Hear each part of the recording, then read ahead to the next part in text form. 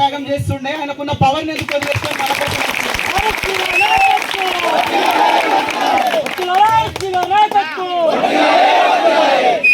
మిత్రులారా, ఇది నిజంగా ఇదొక రాజకీయ ఉద్దేశపూర్వకంగా చేసిన మీటింగ్ కాదు.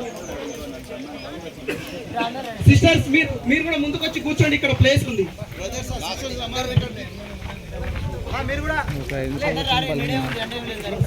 వచ్చి ముందుకు కూర్చోండి.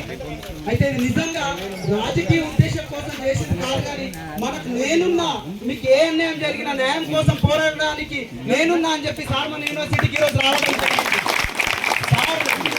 సార్ తన పదవిని త్యాగం చేసిన తర్వాత ఒక్క మాట చెప్పిండు, డర్నే వాళ్ళే నయ్యే యార్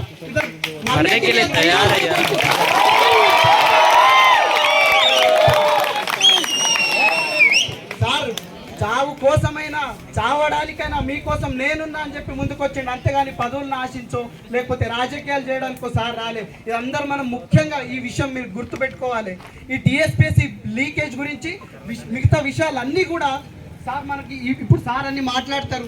అయితే ఈ విషయంలో మేము సార్ వెనకాల ఇదే పోయిన సంవత్సరం 30వ తారీఖు ఇదే ప్లేస్ లో సార్ వెనకాల మేము ఉంటామని చెప్పి ఇదే ప్లేస్ లో మేము మాట ఇచ్చినాం. అదే మాట ప్రకారం ఇదే ప్లేస్ సేమ్ ఇలాగే పర్మిషన్ ఇదే విధంగా ఇదే వీసీ గారి హయాంలో ఇదే పోలీసుల ఉన్నప్పుడు మేము ఇదే విధంగా తప్పుకొని వచ్చినాం. ఈ రోజు కూడా అదే జరిగింది.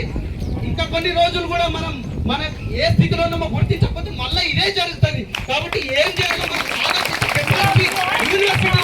మనకు ఉన్నది. సో అది మనం గుర్తించాలి. ఏ విధంగా అయితే మనం మన హక్కులను సాధించుకోగలము మనం గుర్తించగలిగితే ఇలాంటి ఇబ్బందులు అసలు ఉండవు. సో మిత్రులారా, మిగతా విషయాలు కూడా సార్ మాట్లాడతారు. సో మేము SSU Swaero student union committee Mahatma Gandhi యూనివర్సిటీలో అనుక్షణం రాష్ట్ర వ్యాప్తంగా